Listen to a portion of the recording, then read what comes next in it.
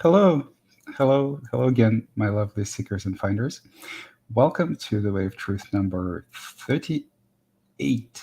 38. My name is Artem Voitsev. I'm a spiritual teacher. I help people realize the truth of the nature and liberate themselves from suffering. And my name, this is my website, so feel free to check it out. So in this podcast, we speak of all matter spirituality. I speak to my students, but not only my students. Everyone can join the podcast. Everyone is welcome. We share experiences. I provide guidance on the spiritual path. We discuss different phenomena. So please, if you are experiencing spiritual awakening or you're seeking, uh, by all means, please feel free to join, ask questions, share your experience. So, the best way to join uh, this this gatherings is via StreamYard. So let me post a quick link. So let me show it. I always do that. So this is a link. It's posted as comments to both YouTube and Facebook. The podcast is broadcast on both YouTube and Facebook. And if you follow this link, it's a browser-based software. All you need is a browser. So I will see you in the guest room. I will be able to bring you on stage, and we can have a conversation. So I always encourage that. There's a quite a significant difference between intimate interaction with the teacher and simply watching a video. So, but if for whatever reason you don't want to do that, then please don't follow this link. You can just watch the transmission on YouTube or Facebook, and you can submit comments to both of those platforms, and I will see them and I'll be able to bring them up like this. Alex says hi. Hi, Alex. Thank you for joining. And you can submit your questions or comments, and I will be able to bring them on screen and address them.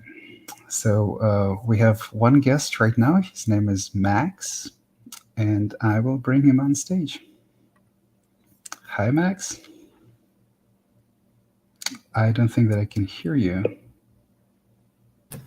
That's yeah. No, that's okay. No, I can. Hi. Hello.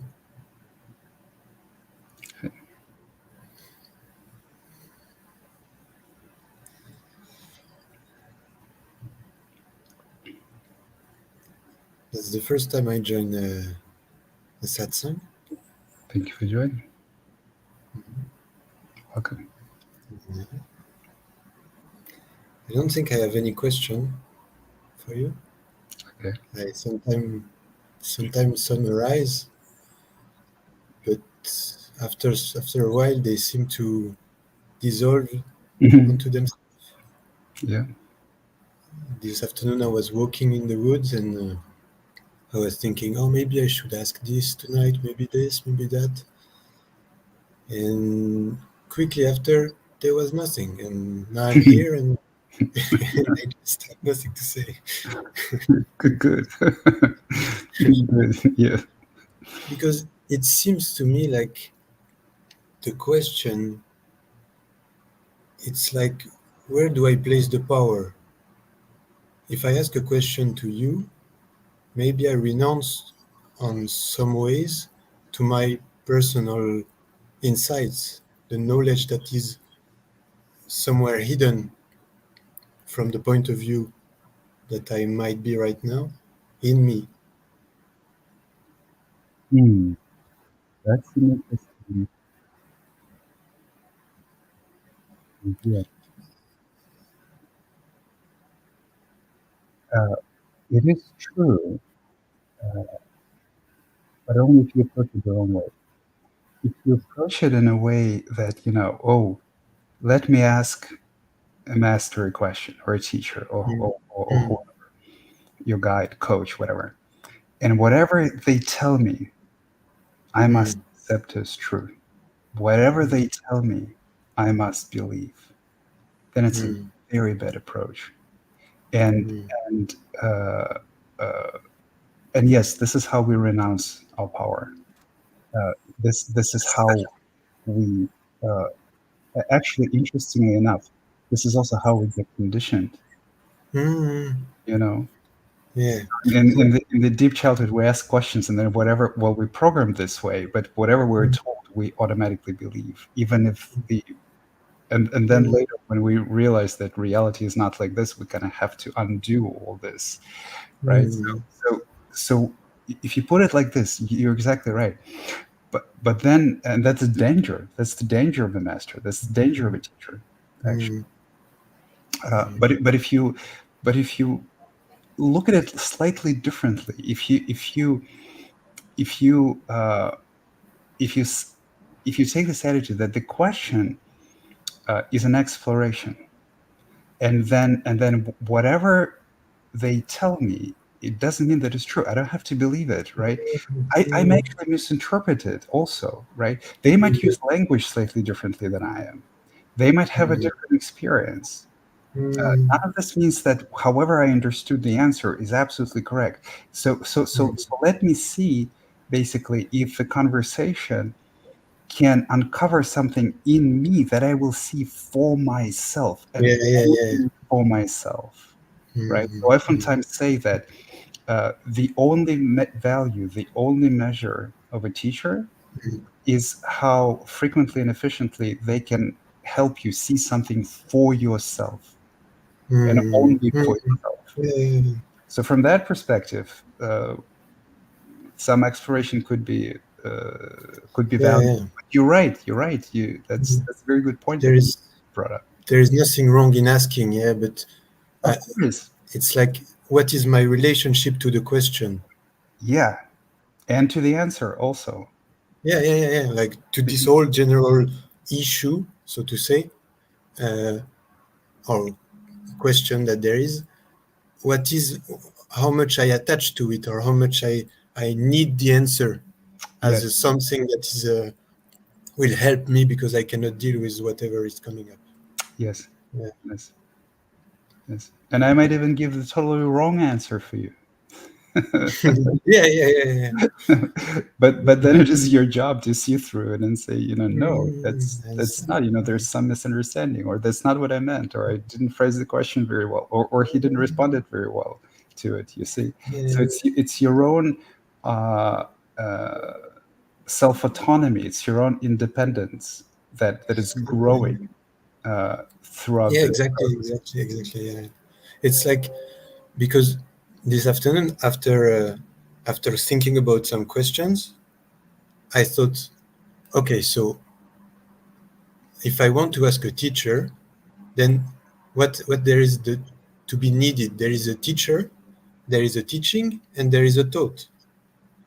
So, like, if I receive a lesson from anywhere, then the teacher can be anywhere. No, Yes, that's like exactly right. Yes, at some point of time, everyone, the whole reality, the universe, however you call it, life only, itself, yeah, every person becomes your teacher.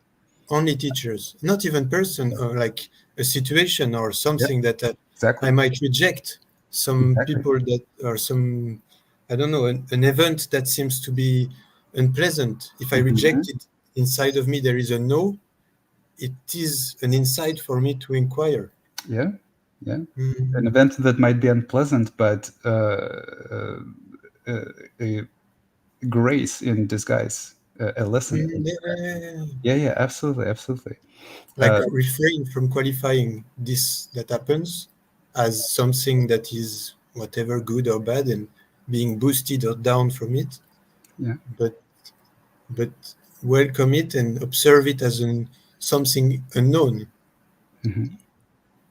Yes. Mm, Yes, yes. From that perspective, the only difference, like you're absolutely right that at some point of time, everything becomes a lesson, everything becomes a teaching, and the only difference between everyone else, basically, mm, on your path, everyone else in your life, and some deeply realized teachers is that they can kind of uh, facilitate that, so to speak, or like crystallize that a little bit more efficiently. But anyone can. And by the way, this also has some limits. Like for example, if you have a lot of pain and suffering associated with the relationship with your parents, for example, which is the case in almost everyone on the spiritual path, then a teacher or a master can help you uh, elicit the same feelings, the same responses in you, but Mm. but but uh, but usually not to the same degree that your parents can, Yeah, yeah, yeah, totally, totally. because even though the master is much more equanimous than your parents and kind of piercing into seeing, Mm. but he or she, they don't Yeah, know you that well. They, yeah, there is yeah, much yeah. less association. Yeah, you're right. You're right. It's like our parents, our close family members have direct access to the data that create the suffering in our lives. No, Yes, and because you they, lived with them for a long time, and yeah, because all of the memories. Because we can also say that kind of enlightenment is reevaluating, clearing of the past, of all the mm, baggage from the past, and quite a lot of this baggage, quite a lot of this past comes from family. yeah, So of course, if you lived with someone, with an enlightened teacher, like if you lived with them like 24/7, there would be a very different experience.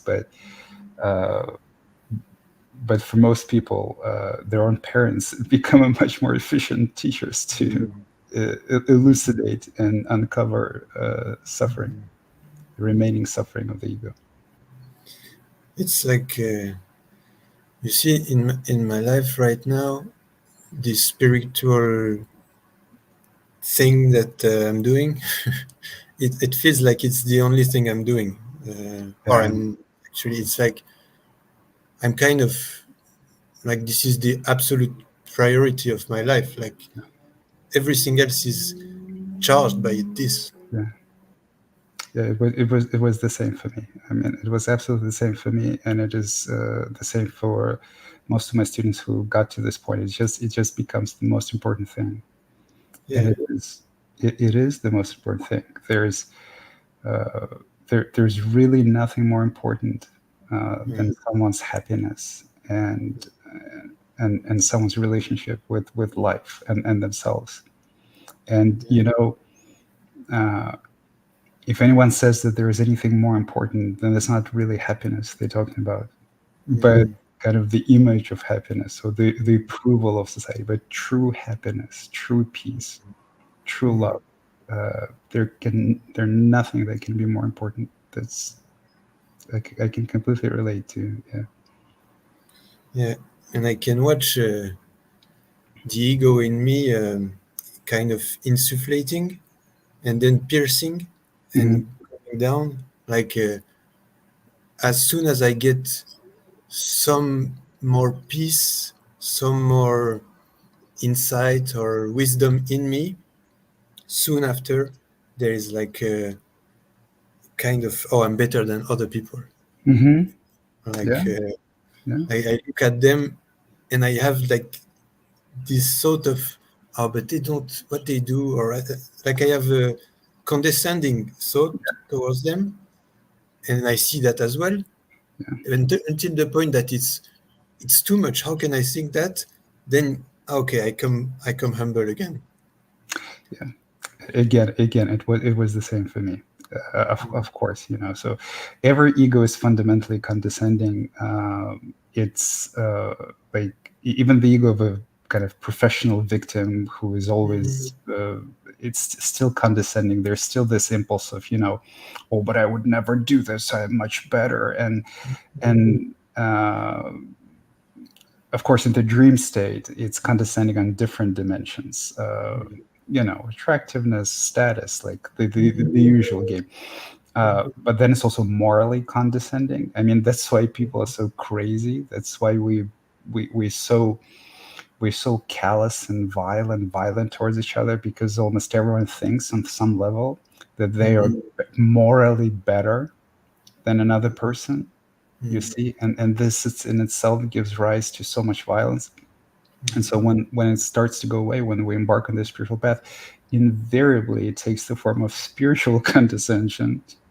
Yeah, So I've went through this as well. I've had the same. Yeah. So just witness it, just watch it. yeah, yeah. Both the stories of superiority It's and breaking. inferiority, condescension and humiliation. Right, I'm worse than you. I'm better than you. So Yeah. both of the stories come in different language. It can come in spiritual language, and both of the stories come with some emotional, energetic experience, Mm, and mm, that part is important to feel. So mm, if your mind spins condescending stories, uh, uh, take take uh, uh, take your awareness into the bodily, emotional, energetic response. yeah, yeah, yeah. I And look for where it's holding somewhere. There yeah, is a tension inside, and I exactly. try to listen to it so Hmm. that I give it space, and at some point, by itself, I find of some laterality within me that Hmm. that kind of make. After that, I can recognize myself in others more often. Yeah, yeah, It's exactly. like, Yeah, yeah, and then I can speak to them as if they are friends already. When I yeah. meet unknown people, it's like Yeah, I know yeah, you, I know you, I know me. yeah. Yeah, there's a very deep intimacy, which is just the intimacy with human experience, because all we Yeah, all in this together. We're all like fundamentally so much the exactly. same. And interestingly, we have most problems with what we also exhibit, right? So like if you exhibit condescension, then you'll have like most painful experiences, most difficult experiences with people who are condescending. So Mm, it's a very interesting mirror. mm. Yeah, Everything becomes your mirror. yeah, I can see sometimes.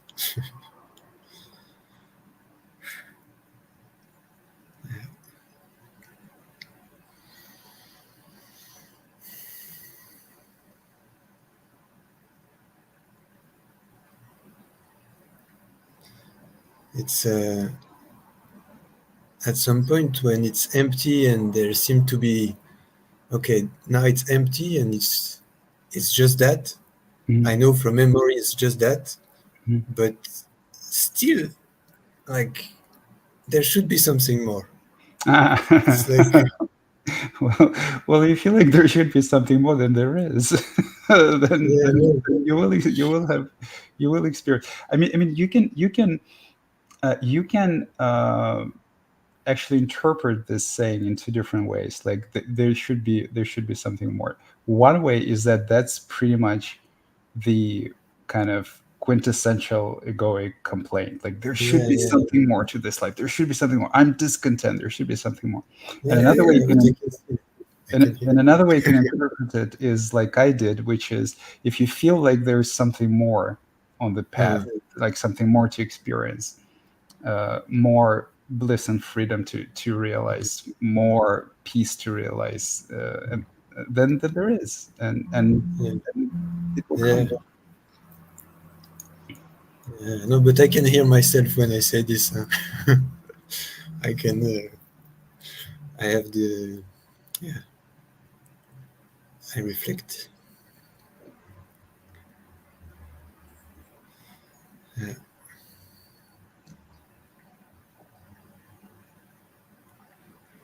It's kind of admitting that there is not only my mind that can provide information. Oh yeah. It's but it's always. I mean, it's speaking loud. It's like Mm. it's not on the same stream, and it kind of take over easily. Yeah. Yeah. It's it brings something in front, and it's only when I'm really still that I can have some of that other stream of information. I understand what you mean. Yeah. Yeah. It takes time, uh, because the habit to like follow the mind and to live as a slave of Mhm. the mind, it is so ingrained. Uh, we've lived like this for so long that it does take time. It takes time. It has like a lot of inertia. It has a pull, listen to me, live like I'm telling you. But the truth is, you're absolutely right. Like the mind is the tip of the iceberg of all the information. It's a very, very small, only expressed Yeah, in logical, verbal form. And usually, actually, it's not even information. Usually, it's misinformation because everything that you have to obsessively yeah, think about is probably in some way misleading and haven't been figured out. But the real information, uh, it's coming effortlessly from life, from everyone. There's much more of it than what the mind obsesses about, and it is kind of absorbed and acted upon uh, in such an effortless and quiet way, actually, that it's very different from the analytical, logical weight of the mind. So when people start getting access to this information, when it becomes visible, they call it intuition. yeah, yeah, yeah. There was some moments this summer and a bit earlier in the year where I was in a conversation with someone, and the words that were coming out of my mouth were not thought beforehand, which I used to do very much before. Uh, and to my surprise, the words were kind of wise and accurate, or Yeah. and there was also some other moments where I was just walking or doing some random things, and I was not sending orders to my body. Hmm. So as they And say, speak without speaking. So the words just coming out, and it's just, yeah, yeah. You don't plan. The ego is a planner, is a schemer, is like always thinks about what you should do. You let it go, and it just it flows. was really, really enjoyable to speak as well. Hmm. Like it was not a source of, there was no stress in me or some Hmm. kind of nervosity. It was Hmm. like just, wow, yeah, just go, go, go. Yeah, yeah. Just let it flow. Just express yourself authentically. Yeah. Yeah. And I feel many times I'm on the edge, Of that, but there is something that is that feels like it's blocking me to let go. just keep practicing. You see, the more of the ego you see, the more of it experiences, the more these moments will come by themselves. Mm-hmm. First, as Osho said, first it comes as a guest, then it Mm-hmm. becomes a host. Mm, then becomes you. Yes, yes, yes. So first there's just moments of glimpses of periods of this ease and flow and authenticity and relaxation. And then of course the ego rebels. Like there's more suffering in the ego. And the ego wants to control, right? So whatever's left in the unconscious suffering, the ego wants to like plan around it so that like, let us kind of scheme our future in the way that we never experienced it. This would never go there. Yeah. And so the less of it is present, the more is experienced, the more is let go of, and letting go of happens always through experience. Mm, The more frequently these moments will come, and the deeper they will be, then at some point of time, it will be continuous uh, mm, experience, and that's what they call samadhi. That's what Ramana calls sahaja samadhi. That's what I call mm, self-realization. And even mm, then, it will deepen and deepen and deepen. So it's a beautiful, tremendously beautiful, freeing, liberating process. So every time you meditate and some experiences come up, some insight come up, some energies come up, every time in life something triggers you, something gives you some, again, experience, and you put your attention directly uh, mm, on it, and you learn to accept it as direct experience. yeah, Every time you do that, this moments of ease will become closer, and they will increase in length and depth, and so yeah. it's a journey. No, but every time I listen to something in my body and I give it space, there is no doubt I'm doing the right thing. It's Yes, like of course. absolutely clear that this is the right thing to do. It is at the second this feeling inside is evolving to something I can deal with. The Mhm. situation that I'm facing outside is already gone. There is no problem anymore. No, I can see the direct my vision of things changing as my body changing feelings. Yes, It's yes, yes. perfect. As you accept more and more in the body, the worldview Yeah, and what and how you view the world and what you actually see, it changes dramatically. Yeah. I can see that. Yeah. So the body is involved, but the intellect, the brain is also involved. Yeah. Yeah, it might sometimes uh, letting go of the hold on the tension means abandoning thought at the same time, like Hmm. some thinking that I never questioned, and now it's like I have to let that go. Okay, and together they go sometimes. Well, I would like to thank you, my friend. I'd like to give some time to other Yeah, participants. yeah, sure, sure, I have sure. four people waiting in the Sure, sure. guest room, but Shahrukh, for example, says I can relate to this conversation. So so Nice. yeah, it was a beautiful conversation. Thank you very much. Thank you, thank you. I am I'm very happy that you came to the satsang. Yeah, You're well on your way. I think it's wonderful. Everything that you're doing is wonderful. I can completely relate cool. to you, and best of luck to you in the spiritual path. And Thank thank you. you for coming, my friend. Thank you for your work. Thank you for your work. Thank you, thank you. All right, next we have that was wonderful. Next we have Rian. Hi, Rian. Hello, Artem. Can you hear me? Yes. So I don't know if you remember this, but we had a bit of back and forth on a Google Doc. It was after your podcast on, I think it was on the Bearded Mystic podcast. And then, Oh yes, I remember. yeah, Hmm. yeah, we Yeah, had a back and forth in the YouTube comments, and then we shared some ideas on the Google Doc. yeah, I remember. I So, remember you. Yeah, yeah, yeah. nice to be finally talking to you face to face. Nice to meet you face to face as well. Yeah, I remember. Yes, I remember. Good to meet you, my friend. Yeah, good to meet you as well. I think my connection is a bit lagging, so let me know if you have issues hearing That's me. fine by far. By Yeah, for now, it's fine. sounds good. So, to be honest, I don't even know what I want to ask you. I just wanted to have a conversation and see where it goes.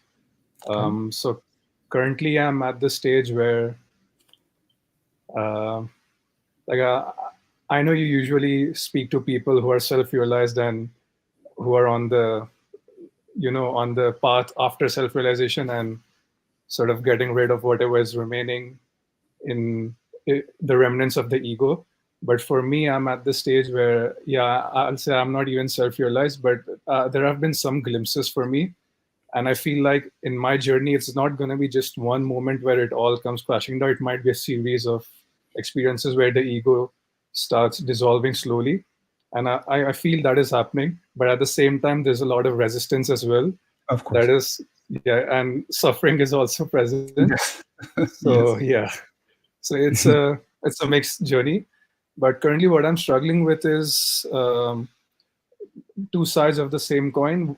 One is the absolute radical non-duality, which is there's nothing to do, there's no ego, and you're already enlightened, and all of that stuff that you keep on hearing. And the other side where you need to sit and have a sitting practice every single day if you want to progress on this path.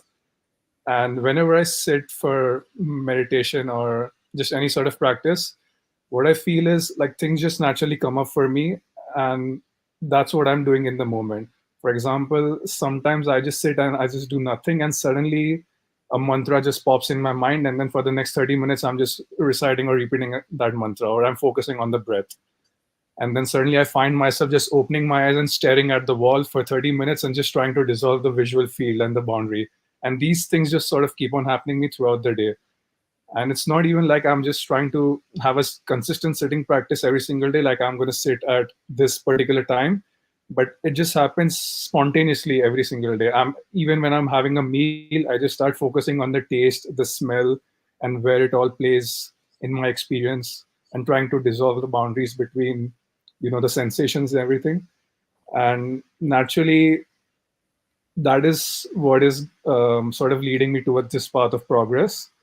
But I wanted to ask you, is this is this the most efficient way to go towards self-realization, or would you recommend consistently doing certain things every single day, or just going repeating those things every single day, or just taking it as it comes? Because there'll even be days where I just go days without meditating, and there'll be days where I sit for 4 hours or 5 hours.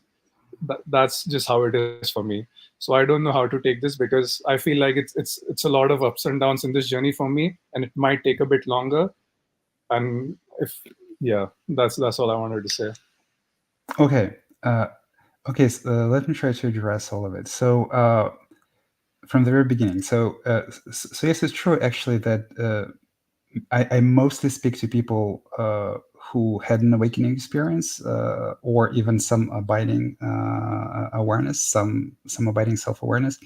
But they vary greatly on with regards to their kind of how abiding they are, so to speak. So it is true that most of the people that I speak with had at least like some awakening experience, but some seekers also. So that's completely okay. Then you also said that you intuit that it's going to be quite a bunch of experiences and back and forth. That's actually the case with most people.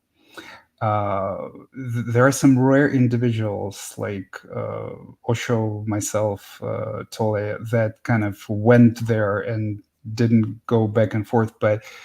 Uh, but it doesn't happen very frequently, and the interesting thing about it is you don't even kind of want it to happen, because when it happens it's also kind of very dramatic, and it's very intense, and it's very painful, like famously uh Told us sit on like park benches for like 8 months or For a couple something of like years. that. Yeah. Yeah, transfixed, and like, and then it was something similar with me, and the pain, still all the remaining pain, all the suppressed pain comes up.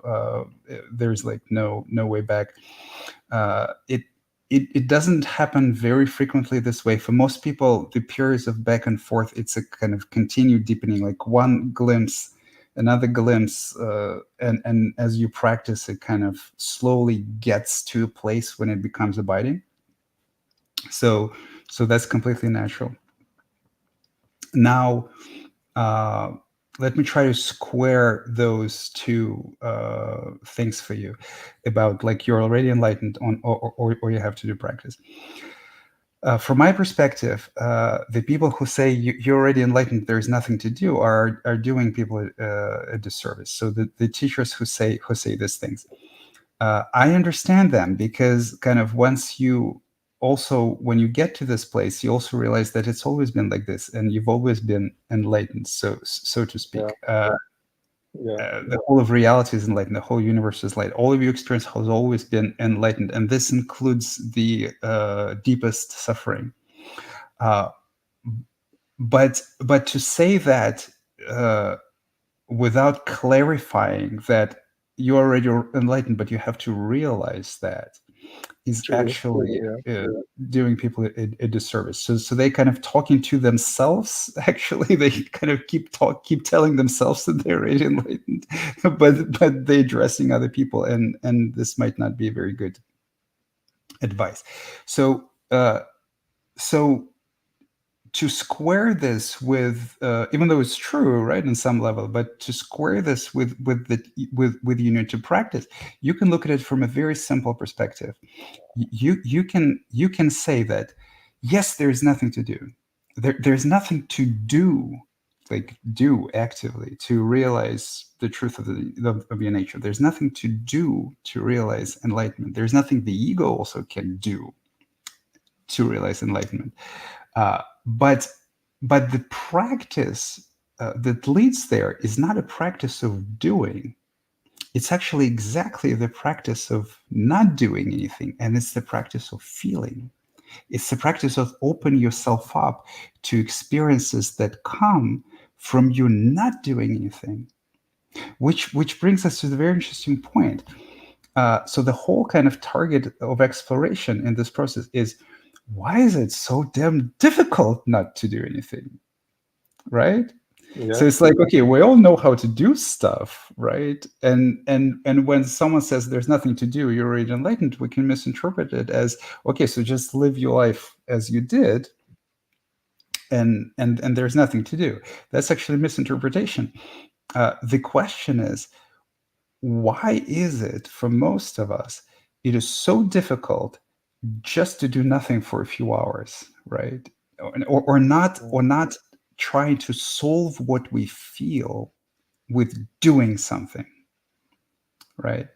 Because that's what meditation is. Meditation is just doing nothing for a few hours. And why is it so damn difficult? So in Buddhism, they call it restlessness. So the practice, it's not actually enlightenment. It's not like a practice of attaining something, like figuring something out. All of this happens by itself, but it's a practice of not doing anything and simply observing what your reactions to it are, right? It's a practice of self-observation, right? So what comes up in a meditation session when you're not doing anything? Meditation, you can talk about meditation as rest. So why am I so restful? What comes up when I'm just simply trying to rest for like a few hours? What comes up in me? Why is it difficult? Fear may come up, some other energies, some resistance, and there is always a lot of resistance because the ego doesn't want to be seen. You see, the ego doesn't want to be discovered, right? The ego wants to maintain the illusion that it's in control of your life. It never is, right? And also the ego can be also spoken about, can be also as the coping mechanism to prevent us from feeling all of our trauma, from feeling all of the things that we did not feel through from the past. So so we, just like all other animals, in the objective lack of any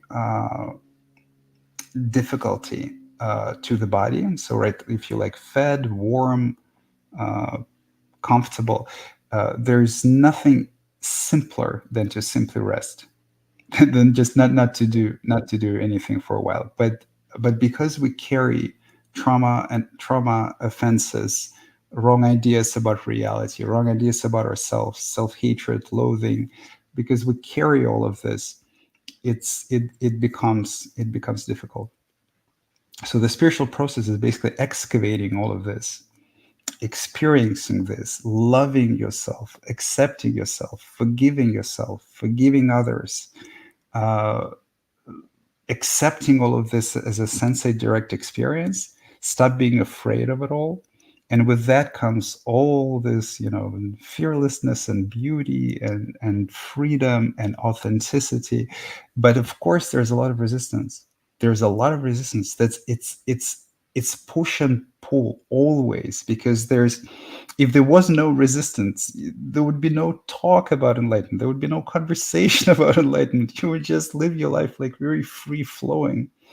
So there are two impulses, and one is the impulse of self-discovery, the spiritual impulse, the impulse of exploration, of curiosity, a very deep, authentic curiosity about yourself.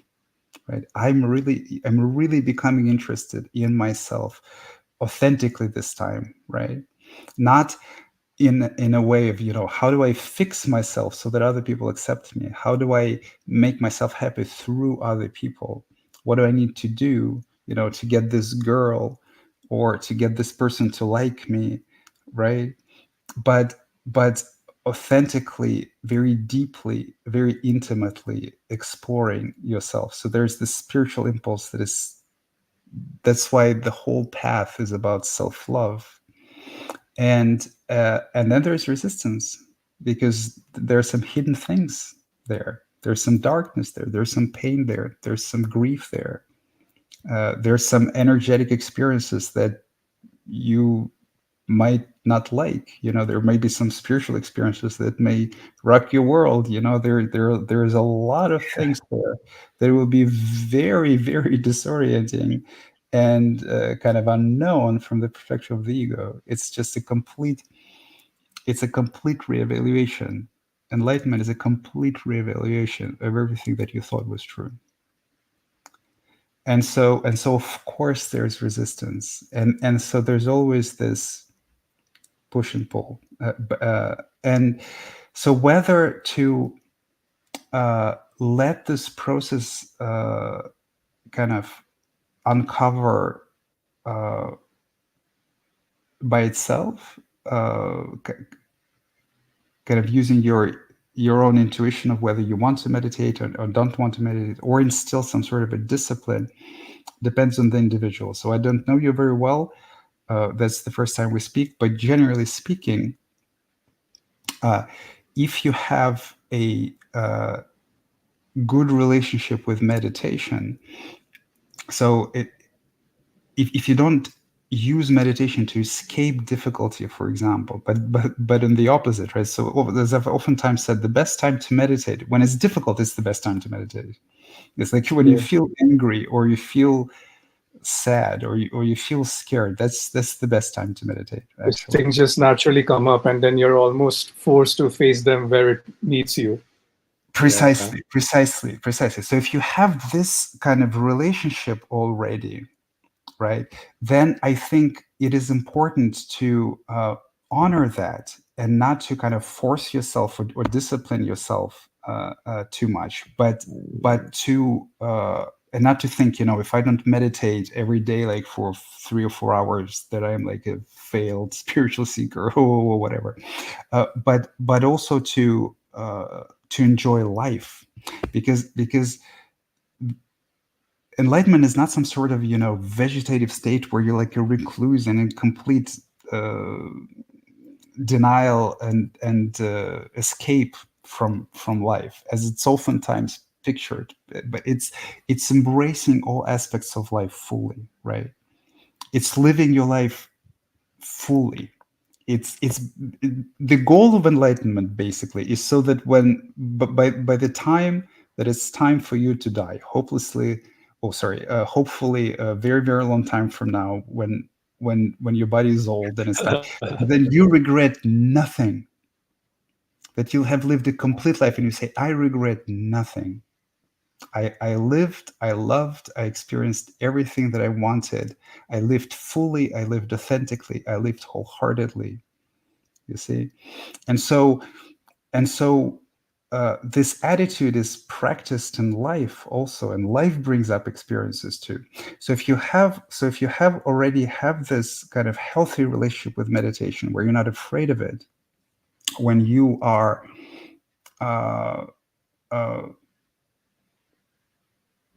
when you allow it to uncover those things and accept it and go through them, and you can meditate when it's difficult, then I would say just trust your intuition. If you have this pull to meditate at certain times, trust this pull.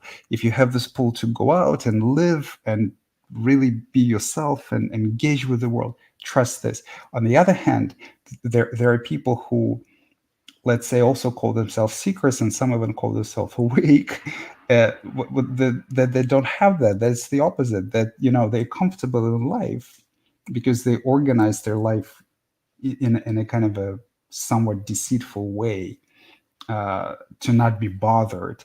But they say every time that I meditate, oh, it's like torture. So meditating is just self-torture. I don't need to meditate. Well, for those people, some discipline, if they really want to go to progress in the spiritual path, for those people, some discipline will be required. So it's kind of individual. Based on what I'm hearing from you, I would say, trust that intuition of yours, trust that flow. If you can meditate for a few hours, if you can meditate when it's difficult, if you can meditate with a curiosity, with a deep, within with it with an intent to feel yourself more, to explore yourself, to witness yourself, with the focus being on yourself, not just some, or meditation will give me some goodies, you know, make me more powerful, or like make me more kind of influential Yeah, over that's others. the ego talking. Exactly. So if you have this, then I would say trust this balance in your life. Yeah, that makes a lot of sense. And this is what I really like about your approach, is that when when there is even a little bit of suffering, it's an invitation for you to sit with that and just see what comes up, because things will just naturally come up. And as long as they're coming up, you know that you're not there, and there's still more work that needs to be done. And on the other hand, on the radical non-duality spectrum, people would just almost brush it aside and say that those emotions or those sensations, it is not That's you, not so me. you're That's, almost, yeah, yeah, that's not you, and you're just aware of it. And then that leads to a lot of spiritual bypassing as well. In my exactly. experience, it has happened. Yeah. So Yeah, instead, yeah, just face it and deal with it in that yeah. moment itself. Yeah. Yeah, and they're spiritually bypassing too. There's absolutely no sense to say to yourself about anything that arises in you, it's not me. Just absolutely no sense, because whether you think it's you or it's not you, it still arises, and there's no arguing with it. You know, when anger arises in you or fear arises in you, you can say it's not me for all day long, but there's no arguing that it's there. And the interesting thing is that it doesn't disappear. You can kind of sweep it under the rug by saying it's not me, I'm not going to pay attention to it. I'm awareness, it's all good, but it doesn't disappear from that trick. Yeah, There, it may just come back much stronger later on, and then exactly. yeah, It will come back. Yeah. So that's why we see so many people in non-duality that kind of claim enlightenment, but they're super easy to trigger, and very kind of fragile in some way. yeah, yeah. Thank you so much. That really helped. That makes a lot of sense. And I'm gonna listen to this again and again back, so I get more out of what you said. So thanks once again, and thanks for all your work. And yeah, hope to speak to you again. Thank you. Beautiful, my friend, beautiful. Thank you for coming. It's nice Thank you. meeting you, my friend. Thank you. Bye bye. Bye. All right, that was a good surprise for me. I've spoken to this individual before online. So we have Welco. Welco doesn't have his or her camera on, but let me try to bring them on stage. Hi, Welco. Can you hear me? Hello, Artem. Hi. Hello, is it okay that I don't have my camera on? Yeah, that's right. All right, perfect. No, I just want to say I really like the previous two speakers. I'd say I relate a bit more with the one that was just before me now. And yeah, I wanted to speak on the whole thing that she said about that some need some discipline to some need to discipline themselves for meditation, for example. Because I don't really have that same. I get the impulse to do it sometimes, but it's nothing that it's not regular. It doesn't happen that much. So would you say that some discipline in that case would be? Probably. So the question of discipline comes out in the context of what we do in life. You see, so the thing about the ego is, as I mentioned previously today, the ego can be said to be a coping mechanism, a kind of an artificial persona that we adapt as a way to deal with our pain, as a way to deal with our trauma, and to deal with our suffering. Mm. And so in life, the way that we deal with our pain is usually by invoking a certain number of coping behaviors. So for some people, it can be drugs. I'm not talking about psychedelics. They don't let you do that, but I'm talking about alcohol, like hard drugs, very destructive drugs like heroin, but predominantly alcohol, of course, right? So not a coincidence that you can buy it anywhere. uh, and for other people, it could be food. For some people, it could be workaholism. For a lot of people, it's social interactions. So speak to someone. It will make you feel better. The consumption of media, social media, movies, like kind of a mindless consumption, lots of things. So so we are so if you have this coping mechanism, and you can notice it in yourself, that like whenever you feel uncomfortable, you reach for a familiar thing. Yeah, You something know, that works for you to escape. exactly. Then just like breaking any addiction, some discipline is required, Yeah, right? You will have to reverse that.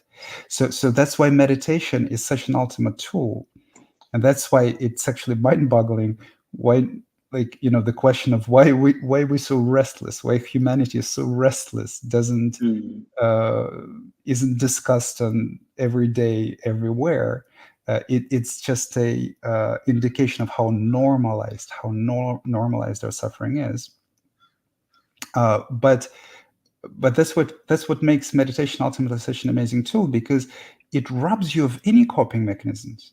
Well, when you meditate, you cannot speak to anyone, you cannot turn on the TV, you cannot eat, you are forced with staying with yourself and being with yourself, mm, and being with yourself in solitude. The capacity, right? The capacity to be with yourself is the ultimate expression of self-love. It's the ultimate act of love. It's the capacity to love, the capacity to be with yourself without distraction, without engaging in this coping mechanism. So if you have that, then yes, of course, some discipline would be required. But on the other hand, if you are aware of your coping mechanism and you use uh, kind of every trigger as grace, if you use every unpleasant sensation as an opportunity to explore deeper, to accept it, to investigate it, to witness it, to love it, then at this point discipline sort of fades away, and a more active engagement in life maybe what's needed. Because you see, uh, also the ego pictures the engagement in life very difficult. Oh, sorry, very differently. At some stage of consciousness, the whole engagement in life for the ego is serves one purpose only, which is to kind of hide itself and to try to alleviate its suffering through some external circumstances, which isn't possible. So in a certain point of the journey, it's not very productive. So that's why a lot of like masters of the past and teachers of the past uh, talked about solitude. That's the historical function of monasteries. So you kind of have to stop. You have to stop the bad habits of the mind, the distractions, the coping mechanisms, mm, and and then when you develop a more healthy relationship with yourself, which can be roughly described of, oh, when something hurts, you need to give it your attention. When something is unpleasant within yourself, you need to give it your attention. So a healthier relationship with yourself. At this point, the opposite, like coming back to life and engaging in life again, might yeah, actually be good, because it might uncover more things that are still hurting in you. yeah. At a certain point, that becomes resistance to being in solitude. Exactly.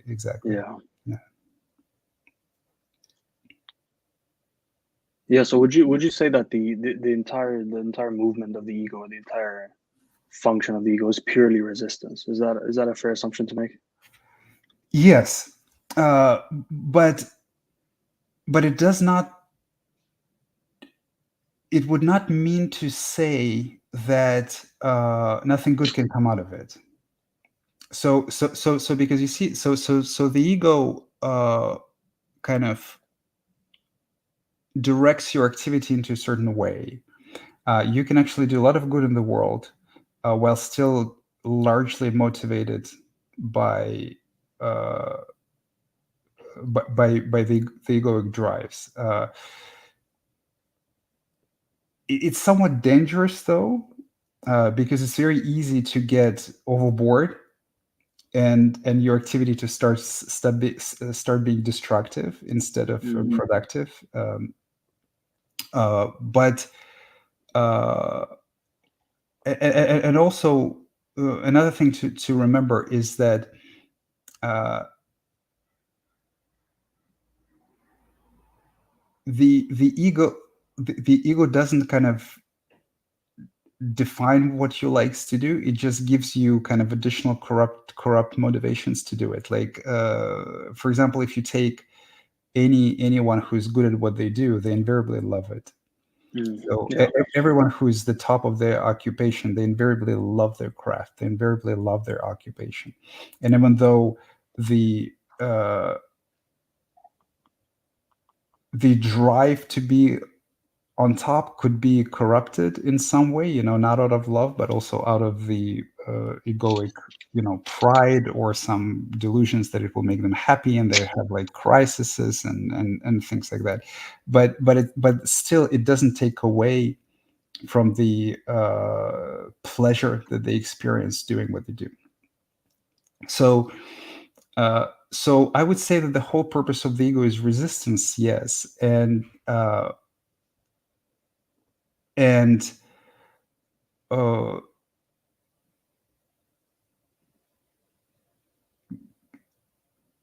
but it doesn't mean that the egoic life, like the life as the ego, is kind of useless in itself, because I mean, strictly speaking, there is no such thing as life as the ego, right? So the ego, you still live as an individual, you still live as a full complete human being. And so every life from this perspective is complete. Every life is beautiful, every life will be complete from start to finish, and you will enjoy it all. But in the egoic state, the ego kind of is on top of that, and it masks it. It takes a lot of, it pulls a lot of your attention on itself. Yes. It takes a lot of energy to sustain it, and it masks the beauty that is underneath it, right? Yeah. So it can send you towards the wrong directions, kind of overdoing certain things, pursuing things that aren't meant for you, pursuing things for egoic reasons, for the reasons of social validation, instead of what your heart tells you, instead of what you really like, instead of what you really love. And of course it suffers, and there's crisis. I myself spent years and years in depressions. There's suffering and crisis, but it's not like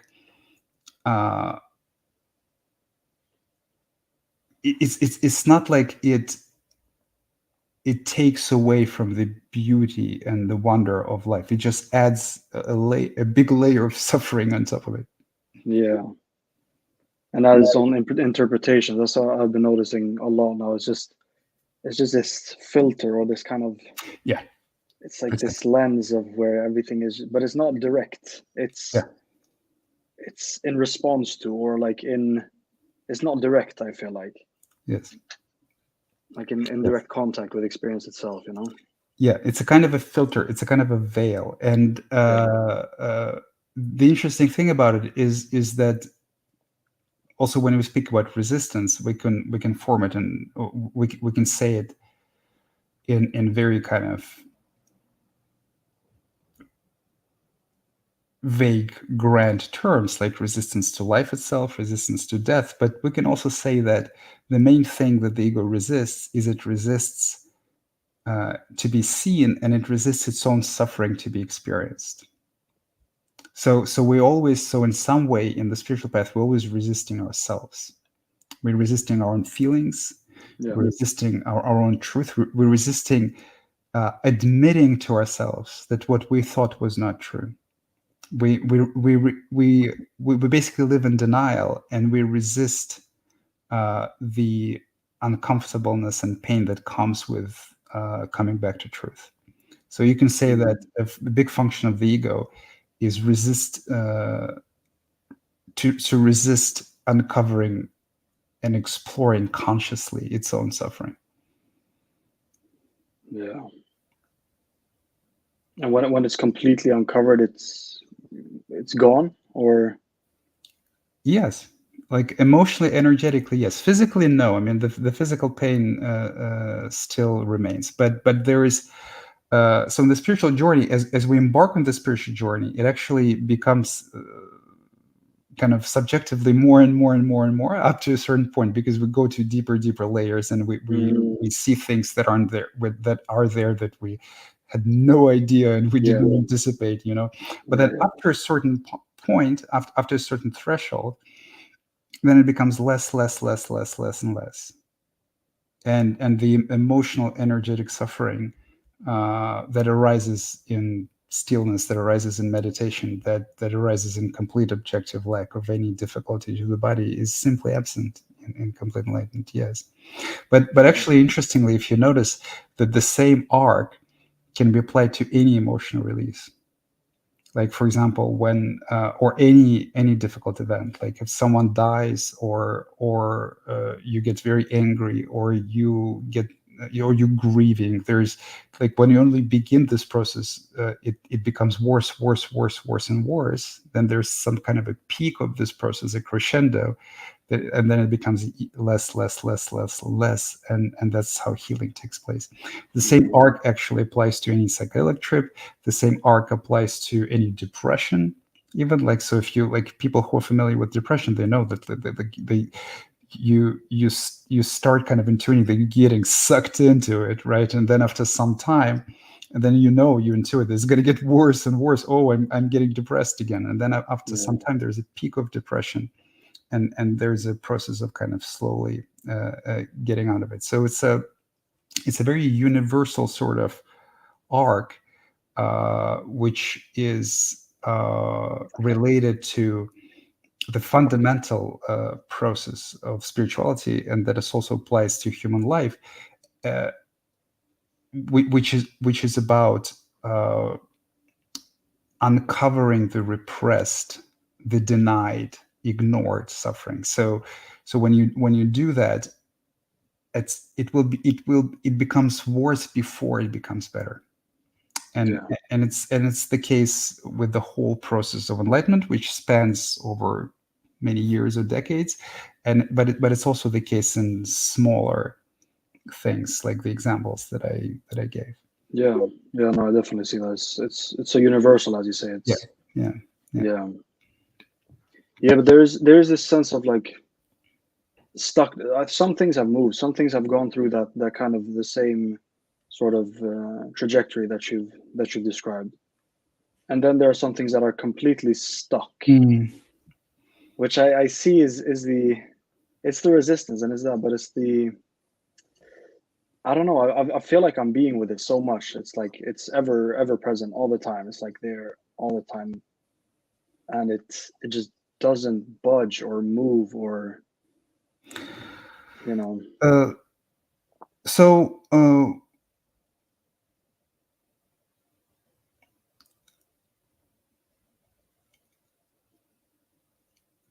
I think that at this point I would probably recommend scheduling a one-on-one session with me, so that we could see if we can explore it together. So generally speaking, I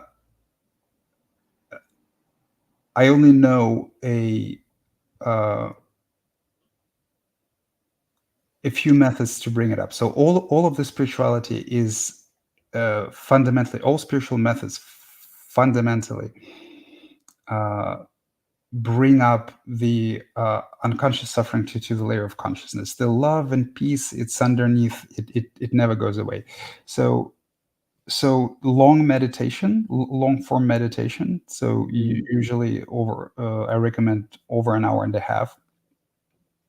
Paying direct attention to your sensate experience as you live through life. Then there is also psychedelics, which are a wonderful tool that expedite this process and make it more intense, but they also kind of, you have to be careful with them precisely because it makes it more intense. And working directly with a teacher who does not have the same uncomfort about the issue as you have, and when we can explore it together in a safe environment. So it's very difficult to give advice, to give specific advice without knowing that you, makes sense. right? So those kind of the methods of meditation, other method, like there are the somatic methods. There are quite a lot of methods.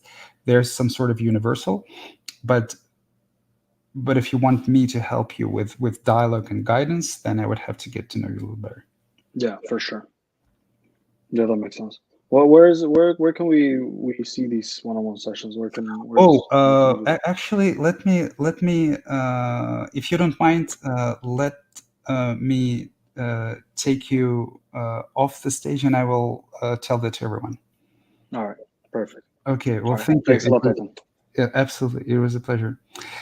Yes, so as I mentioned, let me send a link to the comment section of both YouTube and Facebook. So here it is. So I highly recommend everyone schedule a one-on-one session with me.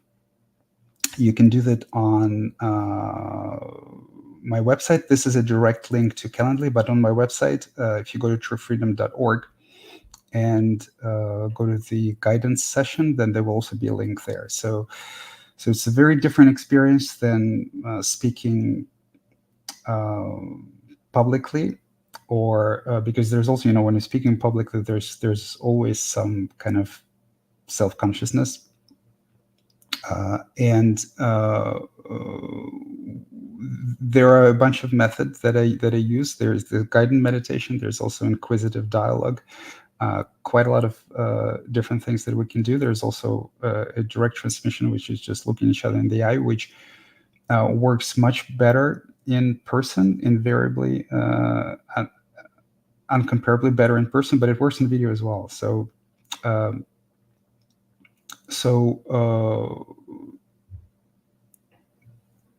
if you are somewhat scared, the interesting thing is that people who are somewhat scared of that, like, I'm scared of Artem, I don't want, like, they invariably have a very good experience. So usually the anxiety and the fear, we work through it in the first like 10 or 15 minutes, and then there's some release and relaxation. So if you've been scared to do it, I would encourage you to.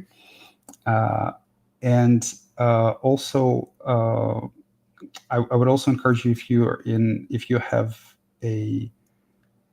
a capacity to do so, you can come visit me in person. I live in Northern California. We also do retreats, but there's not going to be another retreat for a while, probably until spring. Also, the living physical presence is very different even from video. So not to say that you cannot walk the whole path by yourself. You absolutely can. Meditation is the only thing that you need, ultimately speaking. But to the extent that I can help, it helps to have a dedicated, intimate conversation, whether on video or in person. So I would encourage you to do that. Another thing that I would like to ask you is that if you can, please support our work. So you can go to truefreedom.org/support. Please become my patron on Patreon. Even $10 a month helps, like $5 a month, $1 a month, whatever you can afford. I'm still kind of very far from being able to make a living wage. So if you can help, and ideally, I would also build a meditation center or a retreat center, but this would have to wait. So if you can support us, please do so. I would be very appreciative of that. And then ultimately, for now, it is still open. You can join not ultimately, but finally, sorry. It is still open. You can join our Discord community, truefreedom.org/community. You can take a look. And on our Discord community, we have a bunch of spiritual practitioners doing the work that we're describing. If the going gets very tough, you can also ask for help. People try to support each other and share their own insights, their experiences. So you might find people to relate to there. This can also be a spiritual practice in itself. Okay, so let me continue. And we have Drake. Hey, Drake. Hey, Artem. Good to see you. Good to see you too.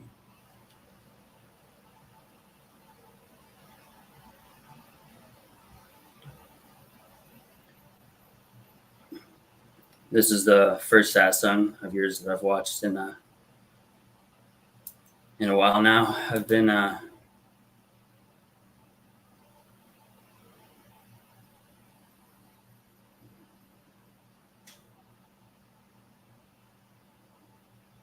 Take your time.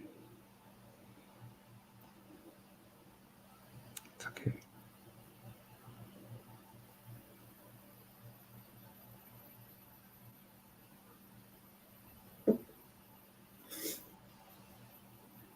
It's all right.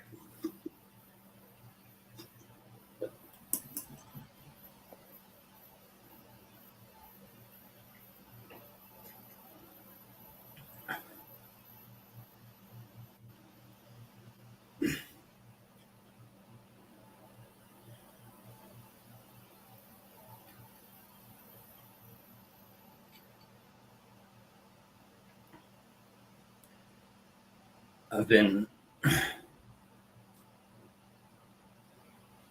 avoiding watching spiritual content. Is it too much, too painful?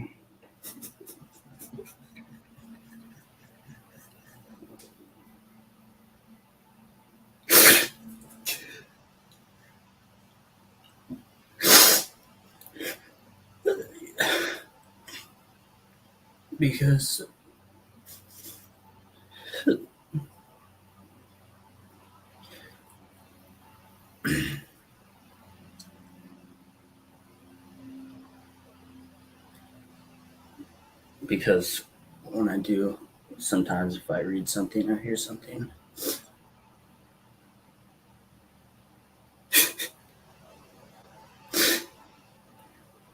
it starts to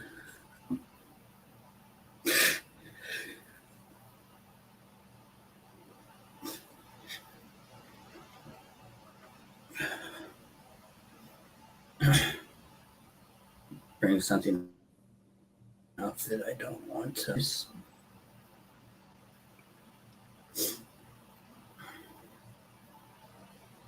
But today I was in the Discord and I saw the announcements that you're streaming right now, and so I decided to watch. And then I felt like I wanted to join to talk to you, just to say hi and see what would bring up.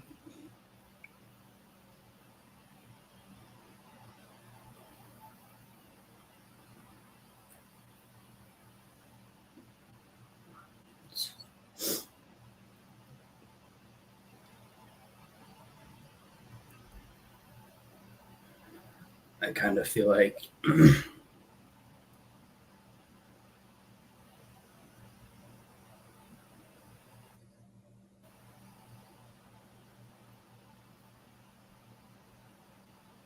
I don't know. I had some questions or some things I was thinking about saying earlier, but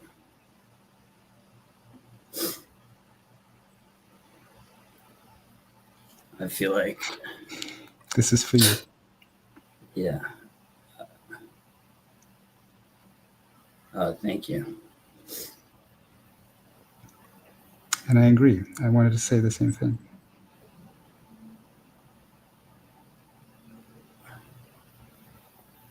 I feel like most of the things that I could say or questions that I could ask are just continuations of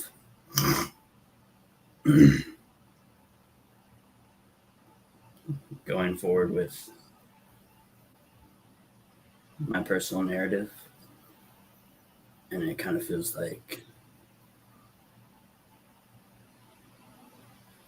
if I want to stop doing that,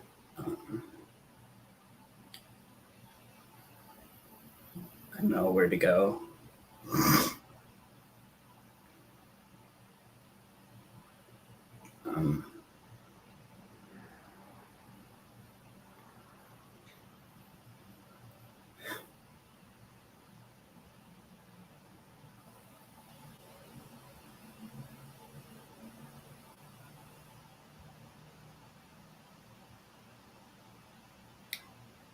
Um, I don't know if I have anything else to say, honestly. Thank you. Thanks for having me on. It was nice to see you and say hi. Thank you for showing up. It was very brave, and thank you. Thank you. It does hurt. It does hurt, baby. I know. It does. Lots of tears. I know it's not easy, but you're doing great. You're doing great, and you did not do anything wrong by kind of avoiding the spiritual content for a while. Sometimes it's too much. You just need to rest. You don't.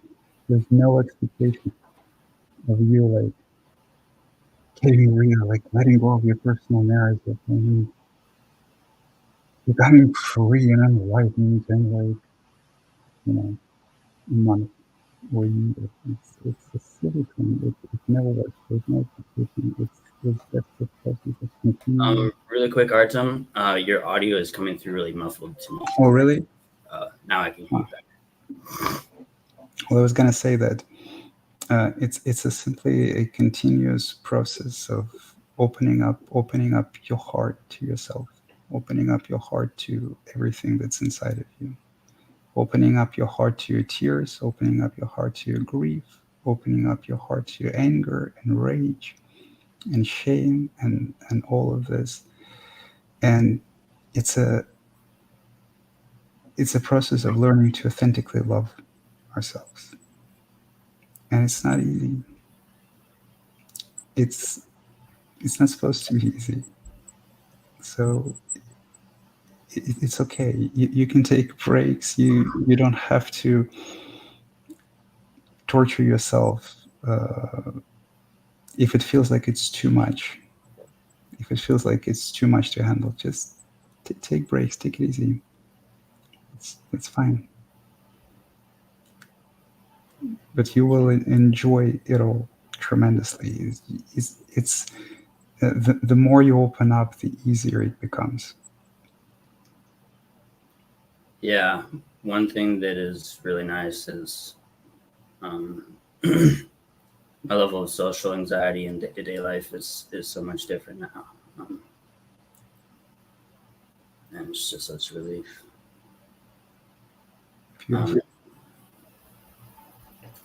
One question I have is it feels like this thing that could happen to me.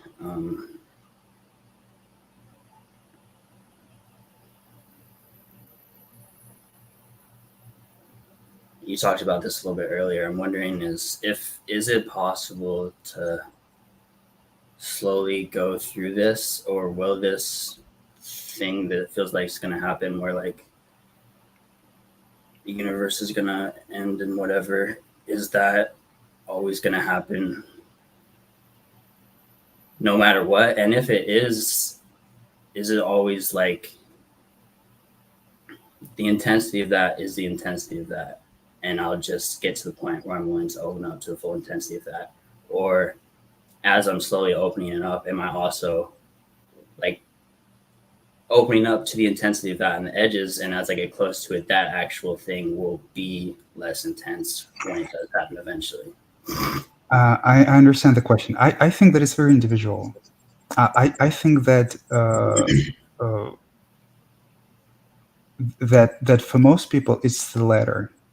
So it's like you basically slowly opening up to more and more intensity as you kind of allow yourself to experience more and more intensity. But there's not like one moment of the absolute intensity.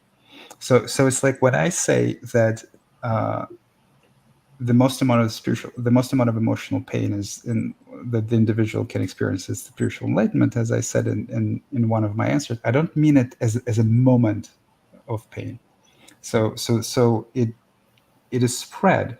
It can be spread over years, and it's very individual how you approach it. So don't wait for some single moment of like the absolute pain, and then after which there is absolutely nothing.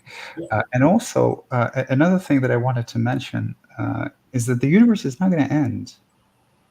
The only thing that's going to end is the uh, constructed in untrue, false universe, false worldview in your mind. And it's not and it's also, it's not going to collapse in one instance. It's a slow destructive process. It's already been collapsing. You have already been experiencing yourself differently. Some relationships to yourself, to the world, to other people have already been slowly changing. Uh, so it's a journey back from the imagined reality of the mind to the actual reality of the world. And that's why it feels like the whole reality is collapsing. But only the false reality in the mind can collapse. But it can be very disorienting because the false reality is everything that the ego knows. And so from the perspective of the ego, it's like, what's going on? This is where I thought I lived, but in reality, it's just a voice and some processes in the brain that that is just only a small part of the brain. Yeah. But it can get very scary and disorienting. But the body survives this process. The world is not going to end. The universe is not going to end, and it also doesn't have to be, and it rarely is. It almost never is some kind of a very intense discontinuous process. There is some continuity in it. Okay. Yeah, that's been my belief that it's not the actual universe ending, but there have been a few times where it feels like it is going to happen, and not it is going to happen, that it is happening, that all of existence is like ending and unraveling. And I mean, but it's nice to hear that it doesn't have to be No, it doesn't gone happen. through all at once. And I mean, and it's actually, I don't think it's even possible. Like even in people like myself, where it was like an abrupt jump into another way of being, still, like even when I had moments where I experienced tremendous intensity of pain, still it was not all of it. I would still revisit it. It would just be less and less and less and less, but it was not all of it. Like I once wrote that if you collapse, you know, if you compress all of the pain and suffering that you experience by going through this process into like one single day, it would just be absolutely insane. So it's absolutely impossible from my view, even physically impossible, to purify the mind in less than quite a significant number of years. Yeah, that makes total sense. So you could, like, for example, could you wake up out of the dream without like the physical senses disappearing? Can you repeat the question? Could you wake up out of the dream like without your physical senses disappearing? Physical senses never disappear. My physical senses are right there. Really? Yeah, of course. Well, that makes sense. I guess The dream is of the mind. Yeah. Right. So actually, the sensations themselves, the hearing, uh,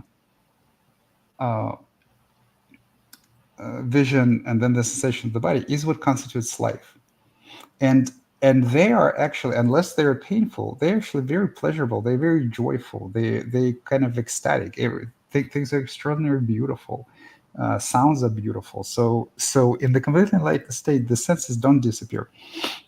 What the ego does is the ego adds its layer of sensual experience on top of that. So it can even distort those experiences. It can distort your vision. It can distort your hearing. But much more importantly, and much more challengingly, it adds its own layer of difficult uh, sensual experience on top of this kind of very pristine, clear experience of life. Uh, which is mostly suppressed emotions, which is mostly emotional, energetic. So it relates to the unexpressed, repressed emotion from the past, like the chronic tension, some energetic blocks, uh, intensity of emotion, and things like that. So those are so enlightenment is basically a journey from your mind through your heart back into the body. And on this journey, as we open our heart to all of our bodily experiences, on this journey we go back through this kind of gross layers of the ego, where we've suddenly realized that there's a lot of difficult emotion in the body, there's a lot of suppression, there's a lot of tension in the body. And as we give it all attention and awareness, it relaxes more and more and more. But the base reality is not a reality where you don't feel anything at all, where there is like no feeling at all. The base reality is simply the reality of the senses. You cannot transcend it for as long as the body lives. Uh, and so there's something else that I wanted to. Oh yes, and then the universe, like the experiences where you're like in deep meditation or something, and then the whole universe disappears, and the body senses also disappears. Uh, uh, those deep meditation experiences happen. They're fundamentally the same as sleep. That's basically sleep, and you are uh, uh, you basically just losing the awareness of the body. Your body continues to function. If your body didn't continue to function, you wouldn't wake up from them, right? So the body continues to function even in cessation. Yeah.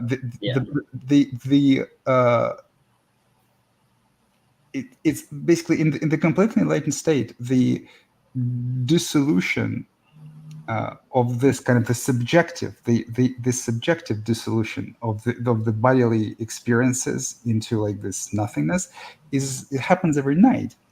So every time that you go to sleep, it just happens consciously.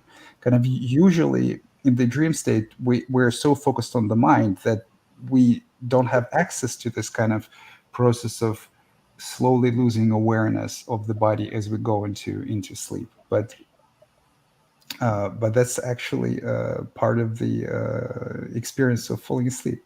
So similarly in meditation, uh, when you're having those experiences, when the whole universe disappears and you lose awareness of the body, it's not like this is the enlightened state, and that can be experienced during the waking reality. You're just having a deep kind of meditative pure conscious experience.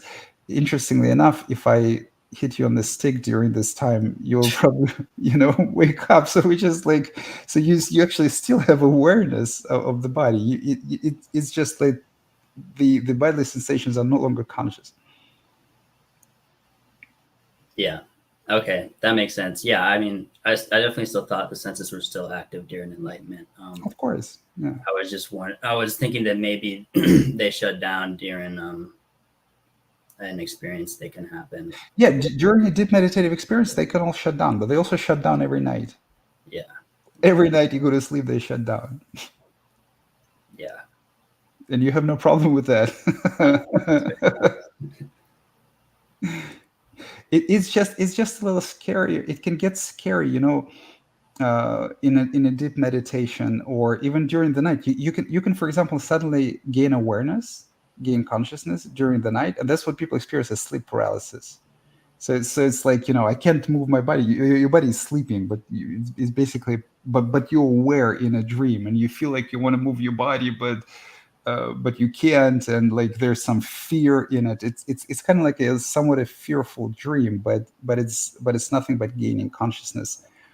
You can even open your eyes, and for a while not being able to move your body with your eyes open. I had those experiences too, like for a few seconds at least.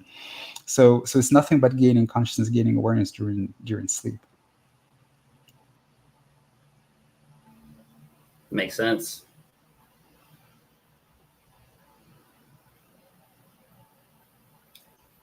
I don't have anything else to say. Well, thank you for coming, my friend. Yeah, thank you for having me. Nice to talk to you, Artem. Bye. All right, so okay, so we have Bojan, my friend. I think that we are running out of time. It's been an hour and a half, and but let's try to talk on Monday.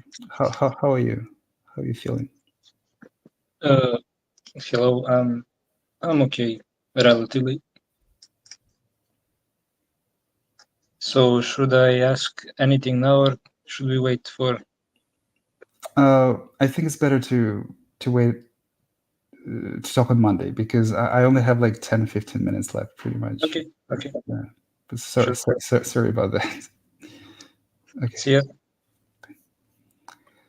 Okay, Max, if you want to. Okay, Max is out. Let's see if I have some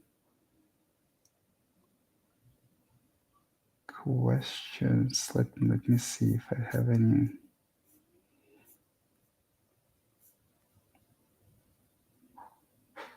Okay, Thomas is asking, in enlightenment, the ego and or capacity self reflect 100% dead or just seen through. How could you speak to someone else without a sense of psychological self?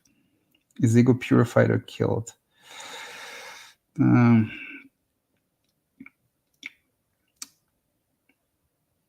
It depends on what you mean by self-reflect. But generally speaking, yeah, in complete enlightenment, there is no self-reflection. I mean, self-reflection is all about what's wrong with me or how can I improve myself. So in complete enlightenment is the realization of your perfection also. I mean, it does not mean that you do not make mistakes, and you can kind of go back and say, okay, this was a mistake. If that's what you mean by self-reflection, then no. But generally, people kind of the self-reflection, generally speaking, is somewhat obsessive and painful. So this is no good present. Yes. How could you speak to someone else without a sense of psychological self? Why do I need a sense of psychological self to speak to someone else? It's not clear. Is the ego purified or killed? Neither. I mean, you cannot kill the ego. So you can say the mind is purified. The individual is purified. The human being is purified. They're purified of ill intent, of suffering, of misery and sorrow, of aggression, unnecessary aggression, and all of that. You can say the mind is purified of the ego, of samskaras, of unconscious patterns of behavior, of ill will. It is somewhat. It's not a very good kind of use of language to say the ego is killed, because kind of strictly speaking, you cannot kill the ego. You can only love it to death. You can. The ego dies in love. The ego dissolves in love. The individual doesn't die. The human doesn't die. The ego is a very small part of the human mind. The ego is a very small part of the brain. So the ego kind of dissolves or integrates, so to speak. So the brain, the mind, the individual, the human being becomes whole. Not kind of the dream state can be said to be a very fragmented state of consciousness. And so that's the same reason, why they look at the brains of people on psychedelics and say, oh, this looks like a hyper-connected brain. That's not a hyper-connected brain. It's a normally connected brain. A brain of a dreaming individual is a hyper-compartmentalized brain. So the ego and this structures of disconnection is kind of dissolved into something greater. So if you want to look at it from the perspective of consciousness and awareness, you can say the ego dissolves into the infinite light of consciousness. The ego dissolves into love.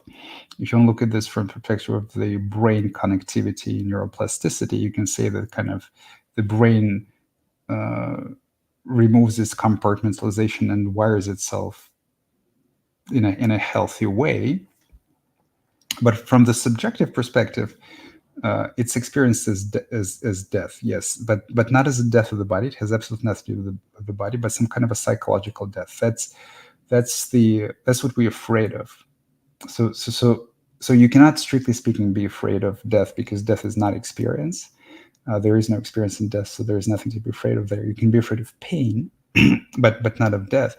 But what people intuit when they are afraid of death is they're afraid of this process. They're afraid of seeing the ego for what it is. They're afraid of kind of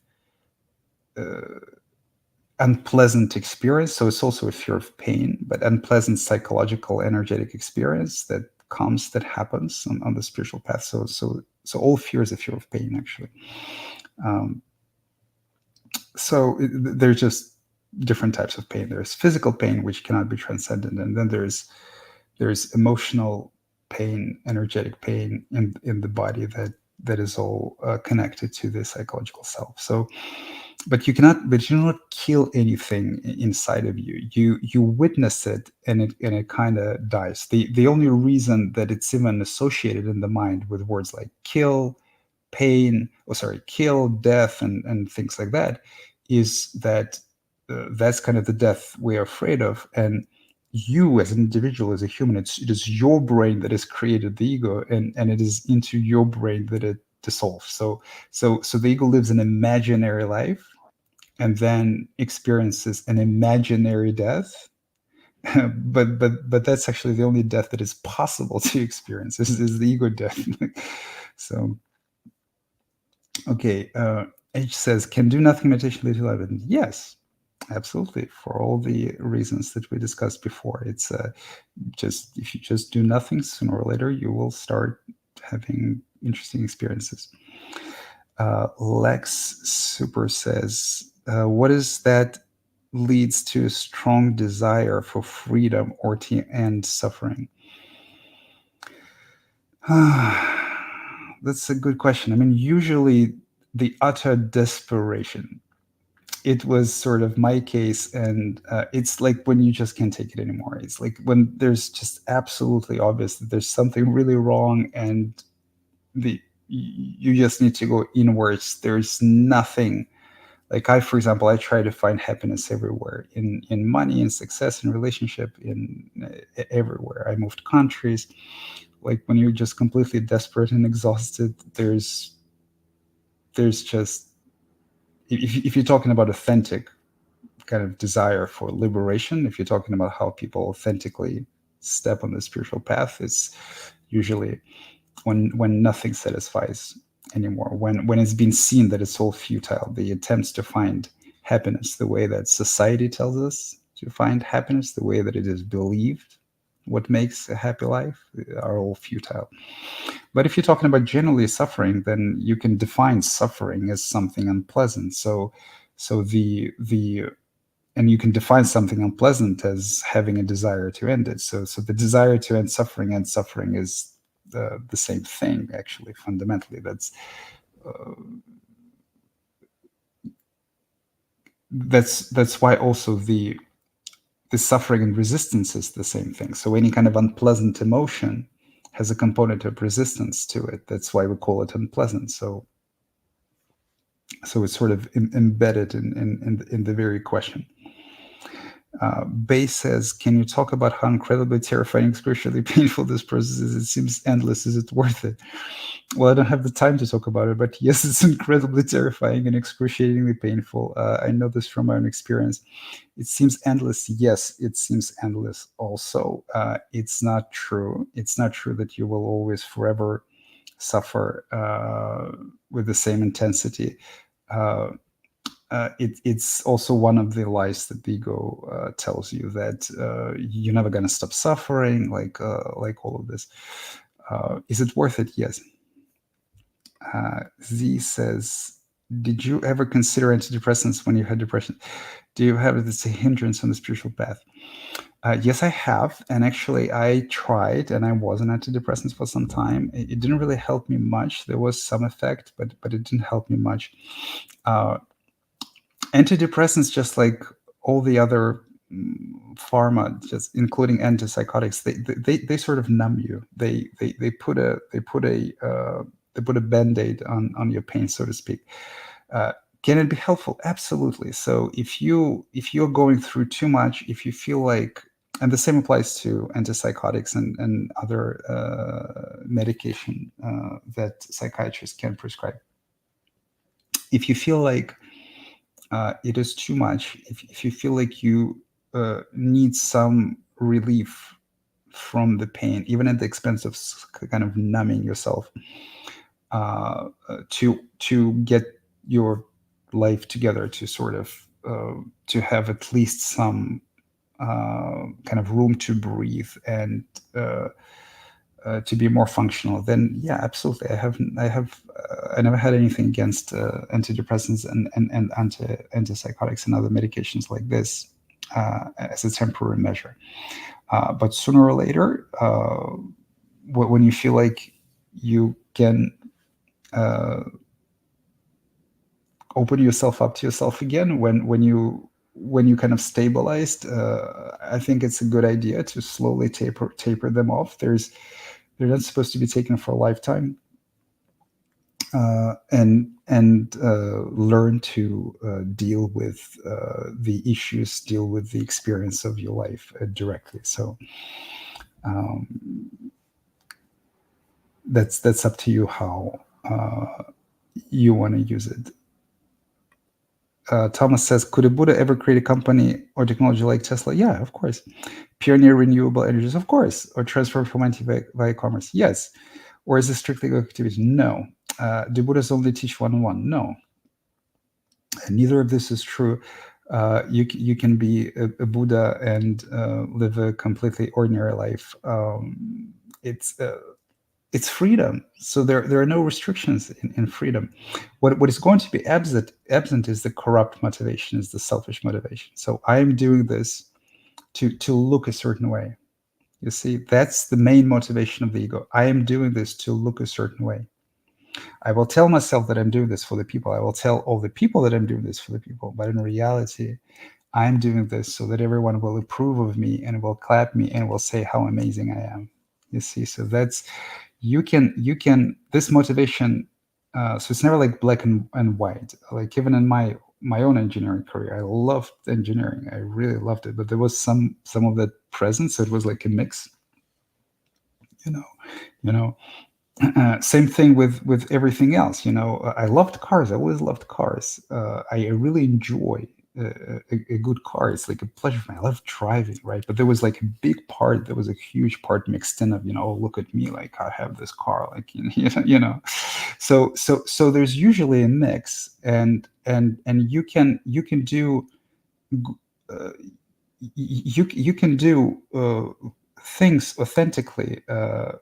Good things for the world authentically. Now, of course, without the ego, you see the consequence of your actions much more clearly, and you can, like with the ego, usually blind to the consequence of your action. Like one of the, like to the ego, the goal justifies the means almost all the time, right? So without the ego, it's kind of, you're at the very least not blind to it, right? But you could still do good things for the world including things in production or engineering or healthcare, while having to contend, because that's the only system that we have. So having to contend with the system, like for example, we live in a capitalistic society that is mostly based on greed. It kind of utilizes and channels the greed into something productive. Not always productive, of course, with lots of excesses. So sometimes some manifestations of it are just pure greed. So lots of excesses, lots of exploitation, but at least it attempts to, right?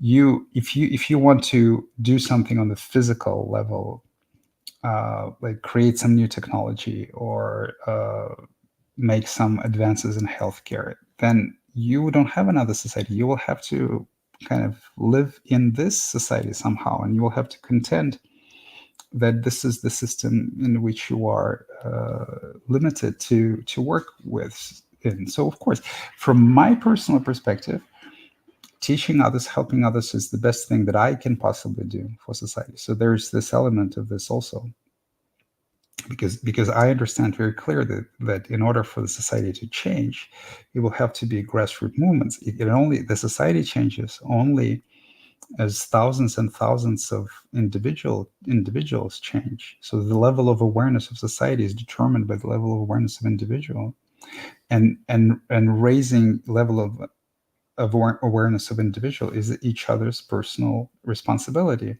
So to the extent that I can help that, I think that that's the best contribution to society that I can make. Because like if I help create 10 more Buddhas and each one of them makes another 10 Buddhas, and kind of people become more and more and more aware, that's how we'll get different society. That's how we'll get different laws. That's how we'll get different presidents.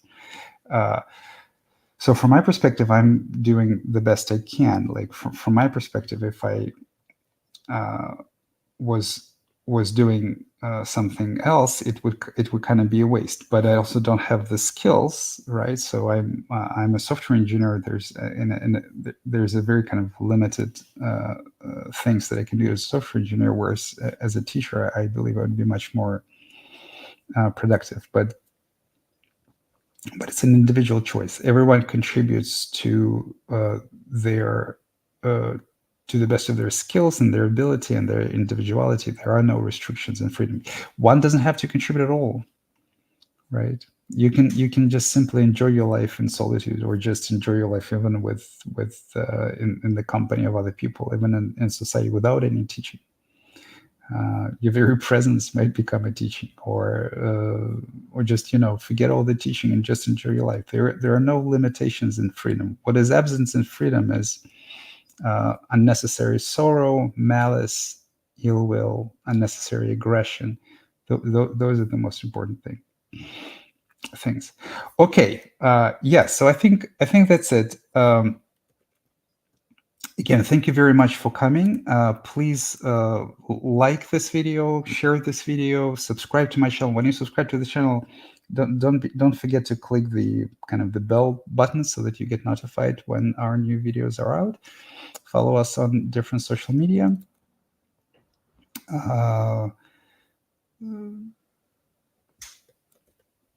What else? Support our work and schedule meetings with me, and hopefully I'll also see you on a retreat.